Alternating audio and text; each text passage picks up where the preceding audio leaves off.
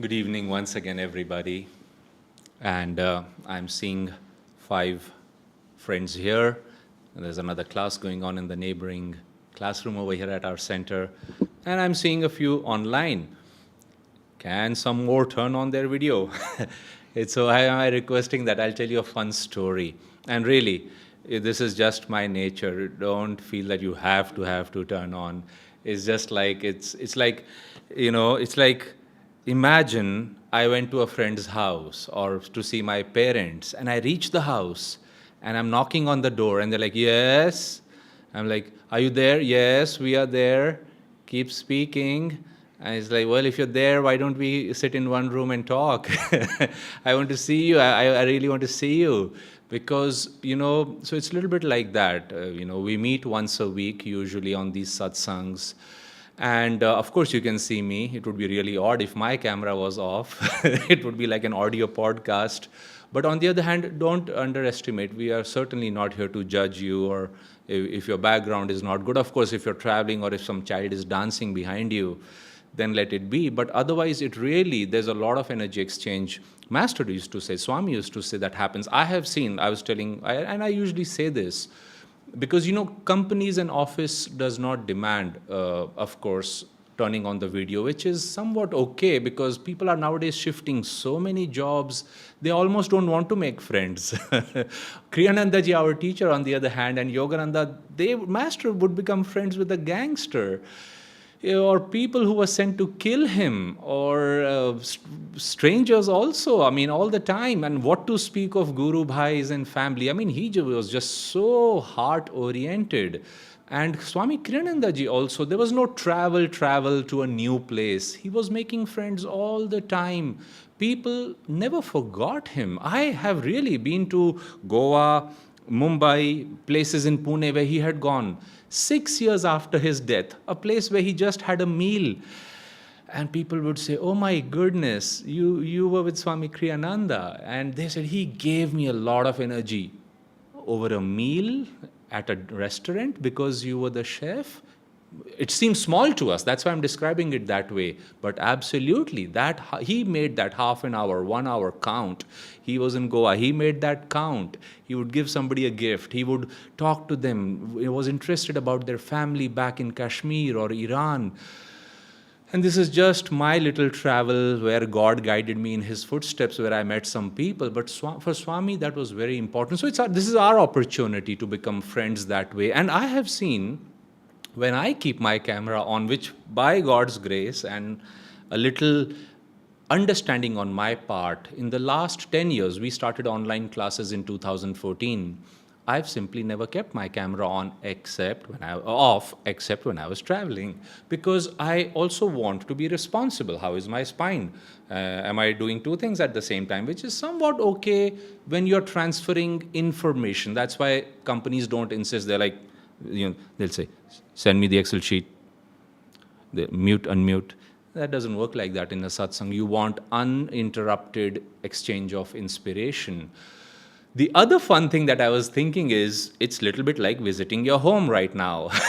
And I'll tell you a story about that. A story that I've read about it later, but was very beautifully shared by one of our friends in Pune a couple years ago, during the pandemic only. And you know how it happens, friends. And we are also trying to see at the right time, maybe in a few months. And if you all, first, come online. Second, if you want to come in person, in a few months we might give that. Amit and Bhavani are considering that through restart. I know metro construction is happening in Pune, so it makes it hard. But like we all know, there's just no replacement of meeting in person. But this devotee shared a very sweet story of a priest who noticed one day that a particular member of his congregation had not come. In the West, it's Sunday after Sunday after Sunday for Sunday service.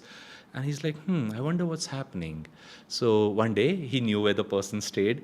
He went in the evening. It was nice, cozy winter evening. There was snow everywhere. And this man was very comfortable in his house. He knocked and he was very pleased. He said, "Oh, sir, please come in. What brought you here?" He said, "Oh, I just came to meet, say hello."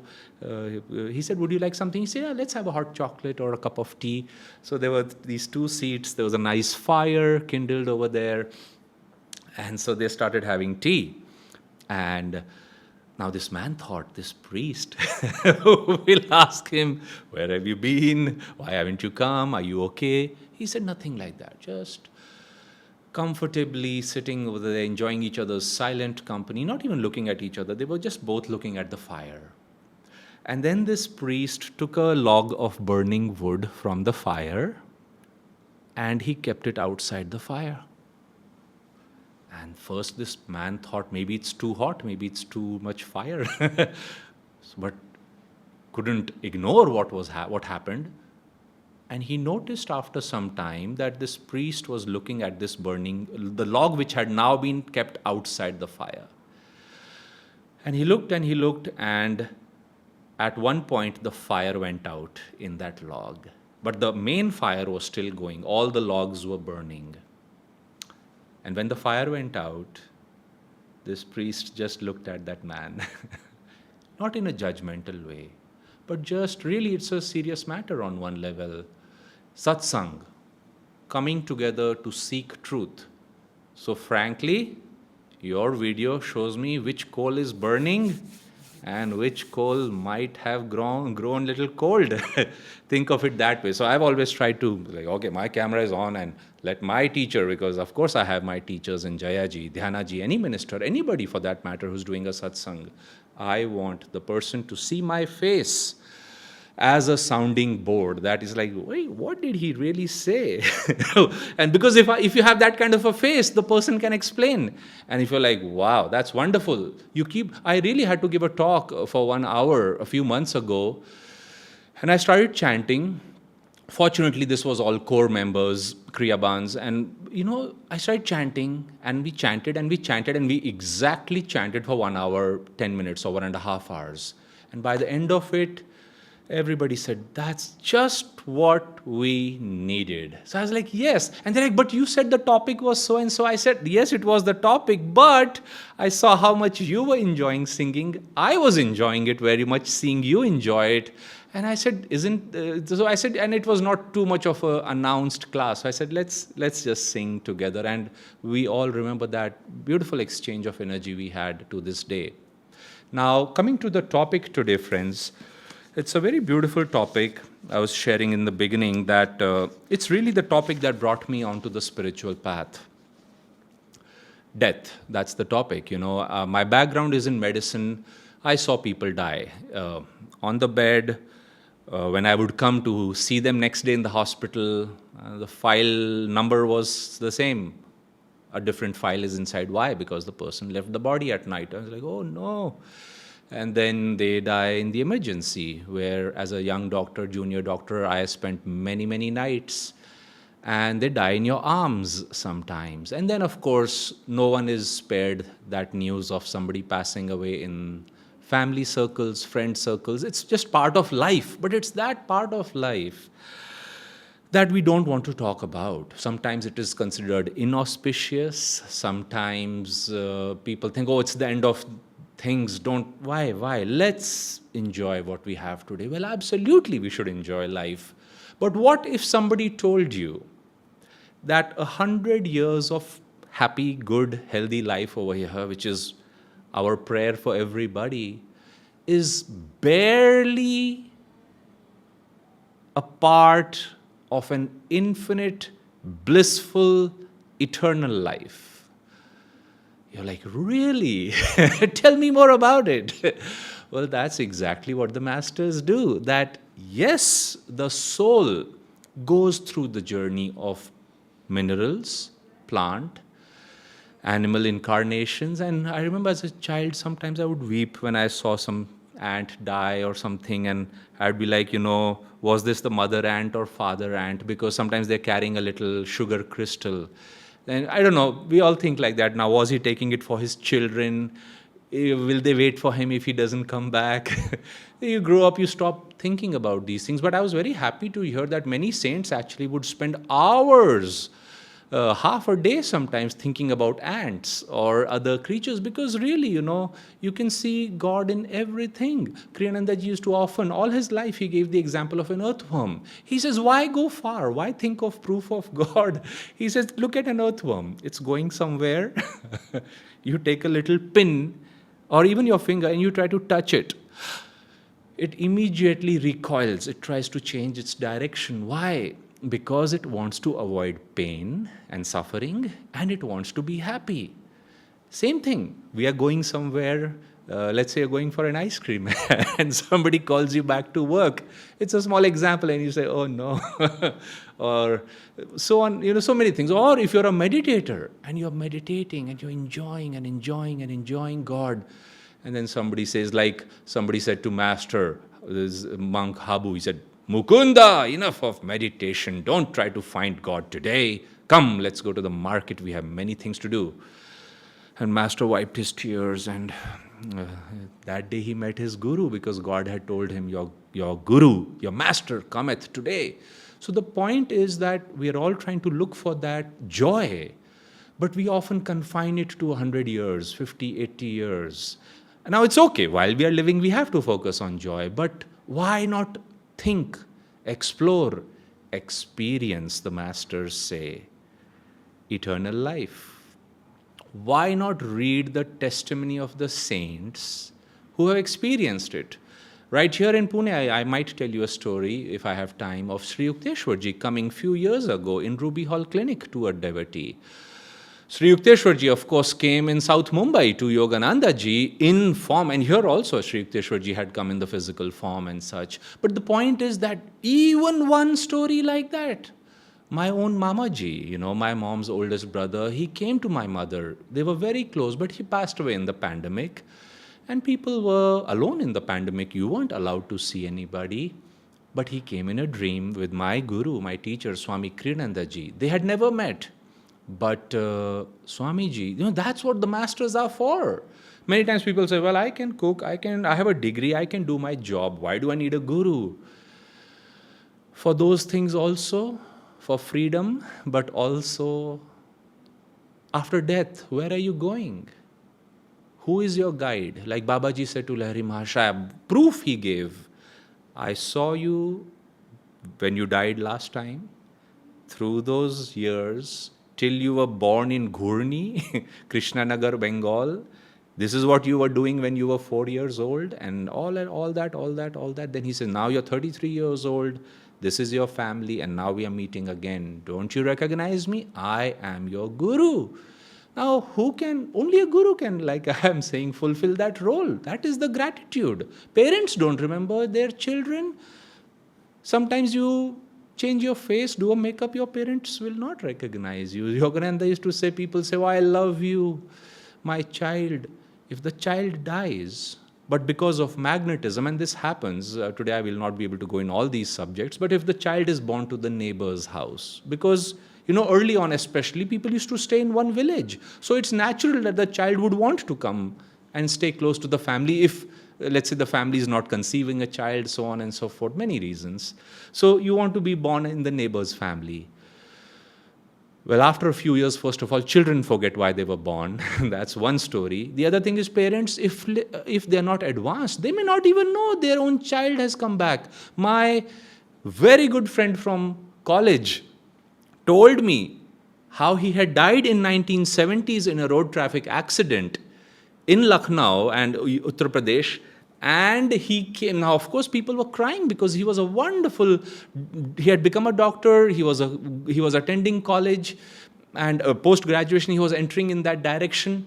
But anyway, people were weeping for that loss. But he came to 3 people in the dream, and he said, I'm coming as her son. To that lady, he said, I'm coming as your son. And to the lady's sister, he said, I'm coming as your sister's son. And he came. And his life and examples from that life and his medical practice, everything picked up where he had left it. These things are true. And Why not, if they are true, in even one story? And if you go online about past lives and near-death experiences, there are thousands of books out there and videos. Even one story should be enough to say, wait a minute, if that happened to my friend, what's going to happen to me?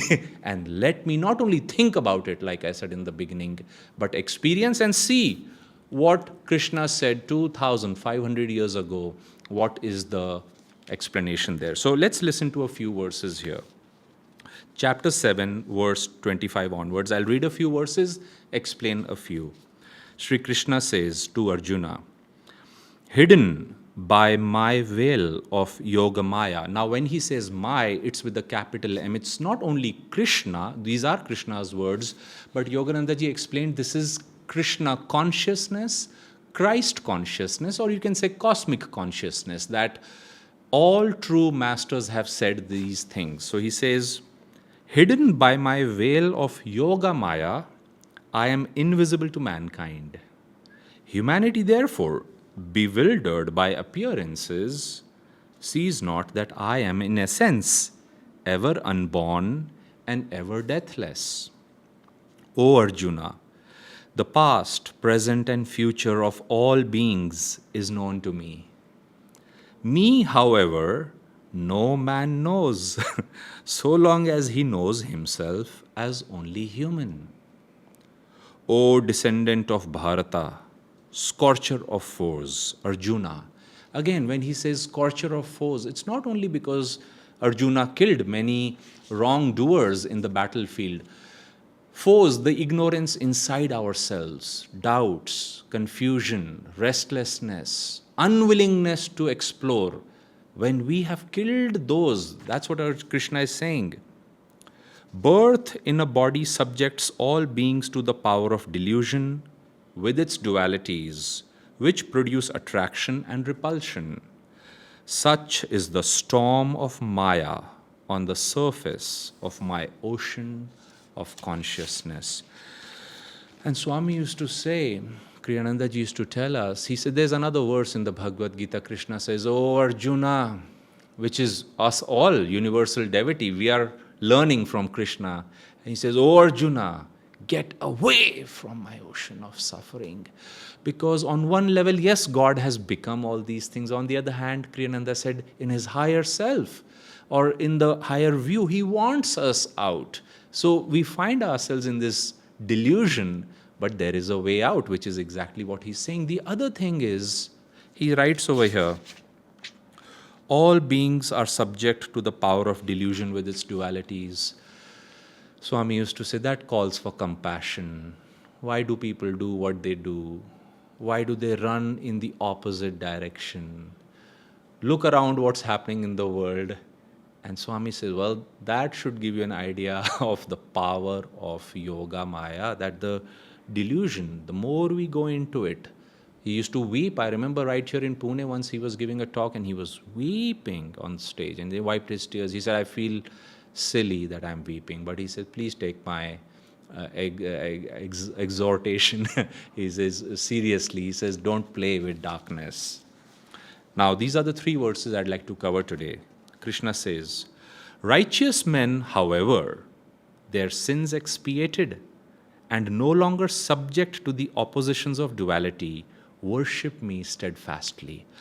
Now here's the good news begins. So who is a righteous person? Well, Kriyananda ji said, think of an avatar. Krishna himself, Yogananda ji. They come, they naturally take on a personality, a gender, ego, they speak a certain language, but they are not under compulsion. Actually, Yogananda ji says that avatars, sometimes if you see them, how do you know somebody is an avatar? Sometimes they do not cast a shadow, or if they walk in sand, there is no depression left in the sand.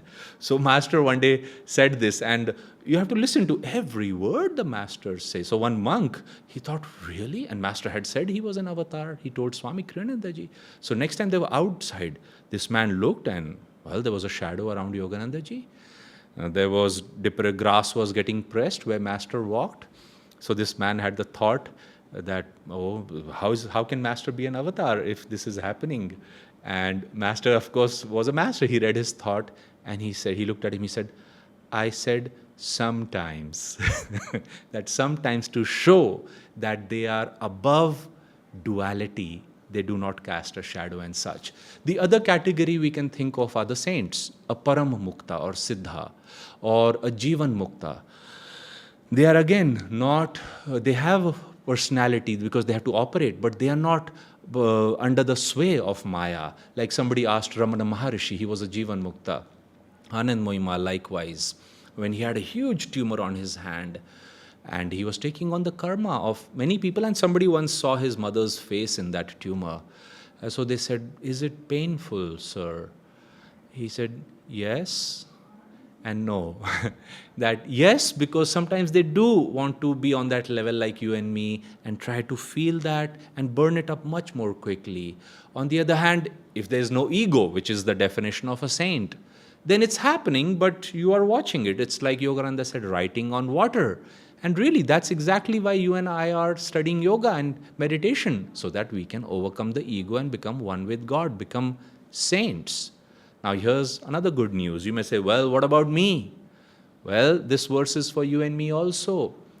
Kriyananda ji explains over there, not only is it for those who are not under duality, but somebody who has good spiritual karma from past lives, and study your life. Has it not happened that you met a wonderful family, you got a good family, or you met a friend or somebody who gave you a nice book, maybe autobiography of a yogi, or taught you how to meditate, or led to your further growth, which is to say that it's not black or white. Before we become a saint, there's a whole spectrum. So if we have good karma, like Krishna says over here, we are, I won't say no longer subject. In our case, it is less subject to the oppositions of duality, and we worship Him steadfastly. Who are we worshipping? Kutastha Chaitanya, Krishna consciousness, Christ consciousness, bliss, joy, light, the sound of Om. These are different expressions of God. Through meditation, we are spending time with that. We are worshipping Him, and we realize these are my own higher inner realities. So beautiful things over here. Next verse, Krishna says, those who, clinging to me, seek release from the debilities of old age and from the finality of death, become true knowers of Brahman, the Absolute, of Adhyatma, the Over-Self, and of all secrets of karma. Really, stay with me a few more minutes. I know the satsang has extended its time, but old age. I am not an old man, but I have always wanted to be an old man. In childhood, I don't know if it was a vision or something, but I saw myself old, all white, silver, white kurta pajama, white hair. I hope I still have hair when I'm an old man, but no attachment. They've already started leaving my head. But anyway, hair or no hair, I was an old man. I was sitting on a cane chair on the green grass, and the sun was falling on my face, and I was so happy. And that dream, I don't know what it was, it left such an impression on me. I said, I want to reach there now. And then you find yourself, well, you're a little boy, your height is growing, your body has to increase, and then all these things. So now, but frankly, old age is no fun. Swami Kriyanandaji, my teacher, used to say, he said, I tell everyone, don't become old, but no one listens to me. Now, there's a joke over there, there's a teaching over there. He was, first of all, saying, like any parent would say, finish your, what did our parents tell us when we were in school? You can go to play if you finish your homework. So he was telling us, finish your homework. Don't wait for the end of life. Finish your homework, and then you can play. The other thing is, don't become old. Really. I'm seeing a wonderful friend online, or maybe now she's gone. Prisha ji was there. Well, she's one of the youngest people I have met in my life. I was with her just last week, and her biological clock is, I won't go in the details, but running into the 80s. But You are young at heart. Swamiji was young at heart. The saints are always youthful, everlasting youth. And you find young people sometimes, they're like, well, it's like, oh, come on, man. You're 14 years old, 16 years old. Get the prana moving, get the vitality and vigor and joy and enthusiasm up and straighten your spine. Look forward to life. Do something. Really, it's an attitude. So let's see what Krishna is saying over here. Old age. Kriyanandaji used to say nothing is guaranteed. First of all, you may not see old age. You may die early. If old age comes, usually it comes because naturally you've lived a long time. Illnesses come. Nothing to feel bad about. That's just how anything that is in the physical world for too long ends up. Swami says you may simply lose your mind. You may forget who you are. It happens to the best of people, national leaders, scientists. They may have found something for the world, but they themselves don't remember who they are, and they did something like this. Again, nothing to feel bad, but look at the irony. On the other hand, if you're a saint, Anand Mahima said, who cares what happens? The body is like a plate. The brain is like a plate. Once you've eaten the prasad from the plate, who cares what happens to the plate? Find God, find bliss now.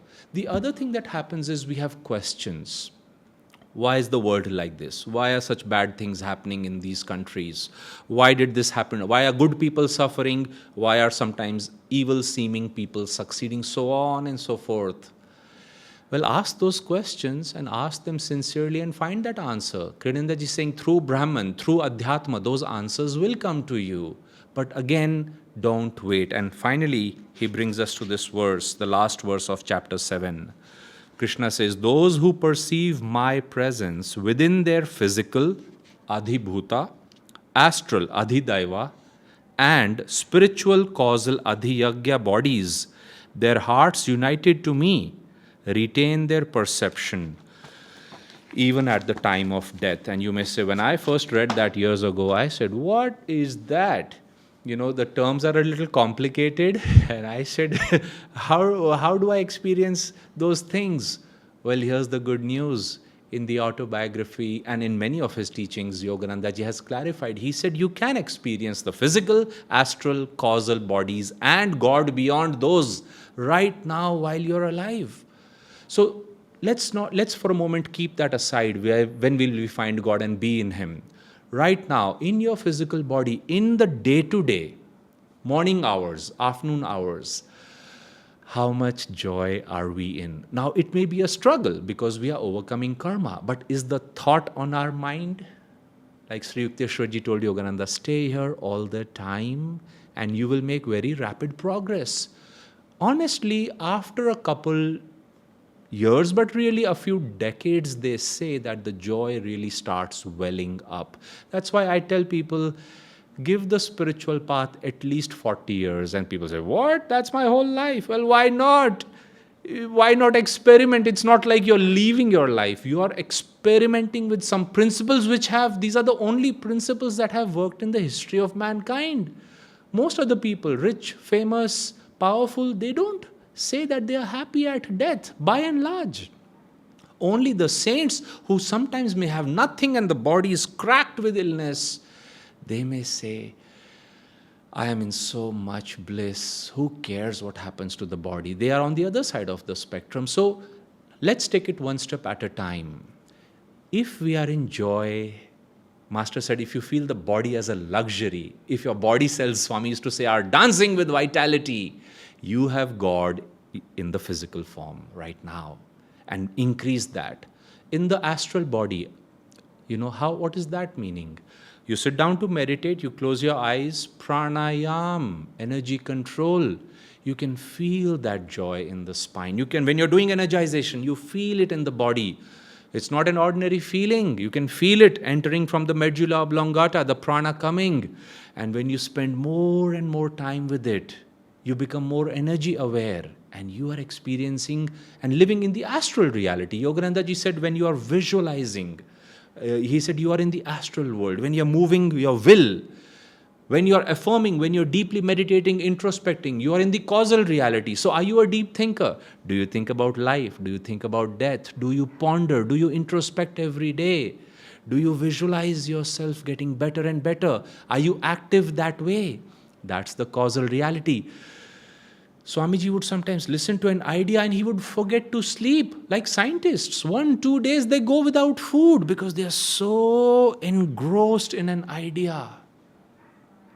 Albert Einstein, Thomas Edison, artists, astronomers, yogis, of course, like I sang in the beginning, to the yogi, thou art bliss, to the yogi, thou art bliss, because the yogi ultimately laughs at these things because he realizes, oh, birth and death, this was duality, success and failure, health and illness. But if we don't see that, if we're not able to experience that, then it is a tragedy. It is a horror movie, actually. Then Kriyanandaji says, at the moment of death, people say, oh, I'll think of God when I'm dying. There's a joke about this, There was a man who was spiritual, but really not. He wanted to make as much money as he could in this life. But he said, he learned that the moment of death, if you think of God, you can find him. So he said, now how do I do that? So he was planning to have many children, and he ended up having about 12 children. So what he did from the beginning was, he named them after the gods: Krishna, Ganesha, Shiva, Parvati, Lakshmi, Durga, Kali, and they were all there, Shankar. So he would call them and he was like, I'm thinking of God. And death time came. And he told his eldest child, bring them all, bring everybody, I'm dying. Call my children. So they called him. So he looked at them. He says, Ganesha, you are here. He said, yes, Father, I'm here. He said, Shankar. He said, Krishna Rama, Durga, Kali.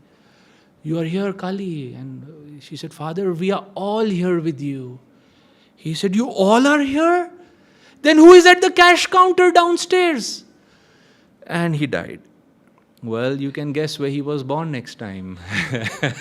So the point is, not to think of a name, but to be in God. And Swami says, take it seriously. When my Mamaji came back with Swami Kriyanandaji, he said to my mother, he said, I could not meet, and he spoke to her in their regional Haryanvi dialect. He said, I could not meet my family when I was passing away. He says, tell my son, tell my daughter, and tell my wife these 3 things. 3 messages. And finally, this is the important thing he said, and don't worry about me. I am in a very good place. Now, there are really places where you go after you pass away. People think, oh, I am going to God. If you have led a saintly life and you have no attachments, no ego, I want only Thee, Lord, Thee, only Thee, absolutely. Where else would you go? That's where you go. But if that is not the case, and especially if we have been sinful, nothing to feel bad about, evil, vengeful, which usually our audience is not like that. But that's why Swami was weeping. Don't play with darkness, he said. There's a whole universe out there, astrally, where we go. So the point is, now, how do you apply it now? You don't have to wait for death. Now, does it not happen that somebody comes in the room and you say, how nice. I used to feel like that with Swami Kriyanandaji all the time. Once in Pune, somebody asked him, so he was talking about his passing, and he left within a year of saying that statement, that I may leave my body soon. And somebody said, Swamiji, when you die and go to the astral world, we will miss you. Well, Swami he knew his words and vocabulary very well. He very lovingly said, I am not planning on leaving any traces behind in the astral or causal world. Physical, astral, causal, Ishwar, God. He said, I am going home. Which is to say, that's what you felt in his living presence also. He was God-centered, joy-centered, calmness, love, forgiveness. Take those qualities. Life was meant, yes, for family, job and such, but they are incidentals. If through those things we are not learning those qualities, the saints, that's exactly why they come. They say, well, time is going, death will be at thy door. What would you have really earned And if you have earned God, you can be a billionaire. Why not? Give it away to your family, friends. If you are a good boss, very good. Good for your employees. A saint is our boss. But if you were whoever you were, but you didn't have joy and those positive qualities, what did you do for yourself, Krishna says? And what did you do for your family? What did you do for others? So, and then the cycle starts. Then you again are born. So anyway, through meditation, by consciously working on our heart, our breath, ego, yogis can leave the body, experience these things themselves in brief ways. Even an afternoon siesta. Today, I had a wonderful lunch, then I went to sleep. And when I woke up, I was like, oh, where am I? Oh, I had that nice lunch. Okay, it's time. I have a satsang today evening. We can't even remember in sleep who we are. We must work. Death, we forget. And then we wake up. So to hold that consciousness through all states, we need to put in the effort. We need to experience these states more deeply. And we need the grace of God and Guru. With them, life and death, which is a little bit like a door, and afterlife are just absolutely thrilling and unceasing, endless adventure. I invite you for that, friends. Jai Guru.